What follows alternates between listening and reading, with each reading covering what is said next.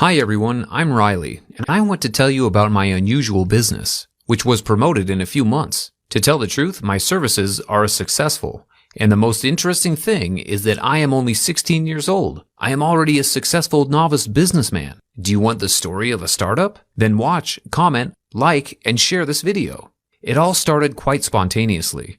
My family and I once went to spend the summer with my grandparents in the countryside. They don't like bustle. When they were both 60 years old, they began to think about living in the country, closer to nature. Then my parents bought them a small but cool house near the city park. This way they could walk there all day, and they also got a dog to entertain them in the evenings. On the way to the old people's house, I asked my parents what would happen when they got old. My mother laughed and said that she really wanted to babysit her grandchildren, also live outside the city, get a dog, and enjoy old age with my father. It was a good prospect. And then I asked what my grandparents would do if they didn't have grandchildren. The father said that every old man dreams of holding his child's child in his hands, because only grandchildren can be sweeter than their children. And suddenly, I thought about those who didn't get the chance. Not all people have a family. When we arrived, my grandparents ran out into the street, a smile on their face.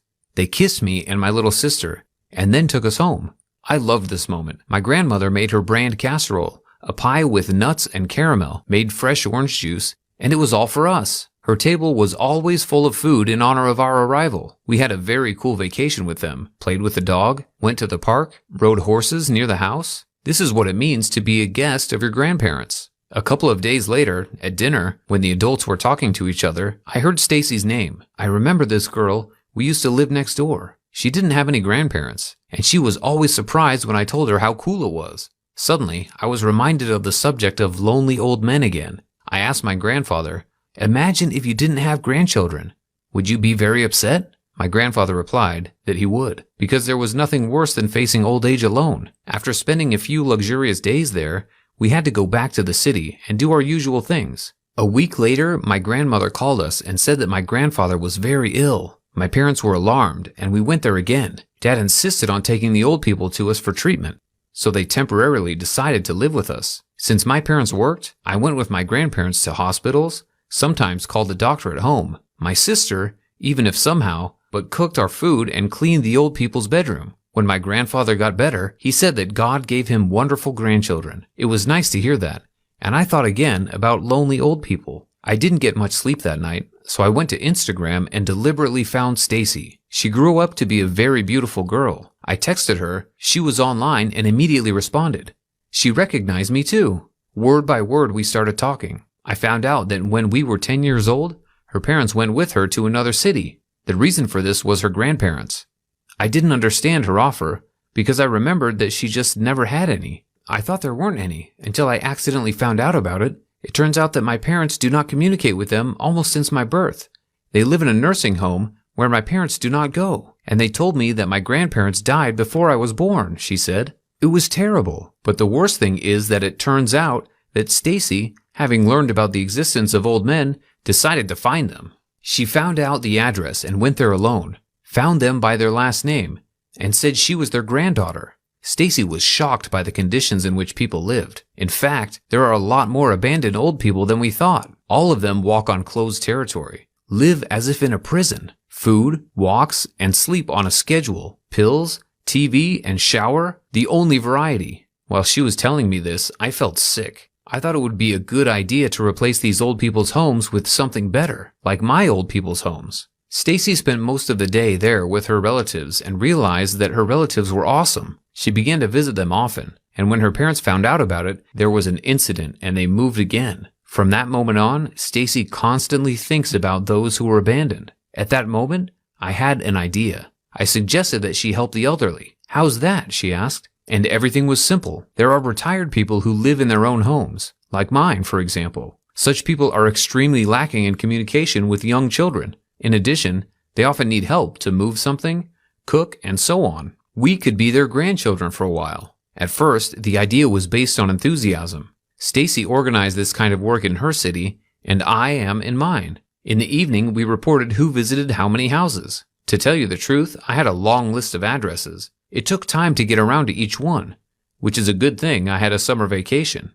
Taking into account the fact that I came to every house, helped to do things, went instead to shops, pharmacies, walked dogs, washed cars. It took me 1 day for 2 houses. It wasn't enough, but I tried. I remember coming to the first house. Old Mrs. Ruby lived there.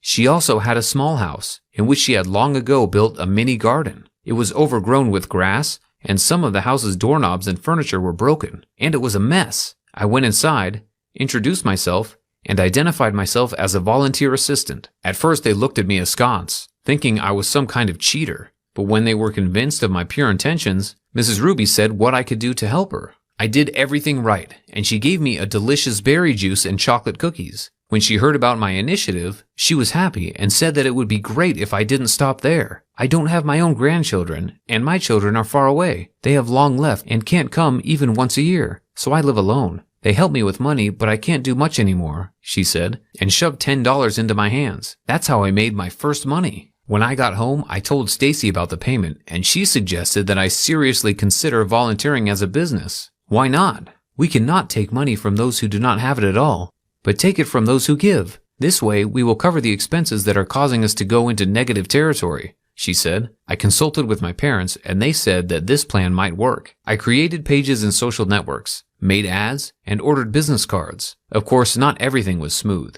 There were cases when I came to any house where harmful retired people did nothing but vent their anger. One of them even had a heart attack, so it's good that I called an ambulance on time and they saved her. But in general, the work was going on in my city, Stacy in hers. We called our services Grandson for an Hour, officially registered, took first aid courses, received a work permit, studied a basic course of psychological assistance, communicated more and more with the elders, and I realized that they most needed a company, someone to talk to and have fun with. A year later, we decided to expand the staff, recruit people, and also ran them through all the training materials. You won't believe it, but we had a lot of demand. People who have elderly parents, relatives, grandparents who are alone without supervision but who need help called us and wrote to us. We kept a written record of addresses, names with photos, so it was easier to remember who it is and what kind of approach to it is needed. Because we covered 2 cities at the same time, the ads spread quickly. In the end, Stacy and I became the main managers. We only took calls, messages, and controlled the case from home. Our employees came to the old people sometimes just to calm them down, listen to what was painful, give advice, sometimes read or watch a movie together. Isn't that a bad thing? However, there are also disadvantages. Once, when all my fellow employees were busy, I took the call myself and went to the specified address. It turned out that there was a grandfather, very old. He sat alone on the porch, clutching a black and white photo. When he saw me, he showed it to me and said it was his beautiful wife who was dead. He wanted to go to her. I asked him how I could help, and he said he wanted to ask me to bury him like my own grandfather, because he was lonely. My heart sank at that moment. I was so hurt for him. I tried to amuse him, to cheer him up, to offer to have dinner with me and go for a walk, but he hugged me and said he wanted to sleep. I put him to bed and went to the kitchen to make tea. When I got back, he wasn't breathing. I kept my word and buried him as my own. My only regret was that he didn't call me sooner. I might have changed his fate, and he would have lived for a while longer. You know, on the one hand, I'm glad that my business is thriving, but on the other hand, I see that the more people call me about an order, the more lonely people there are.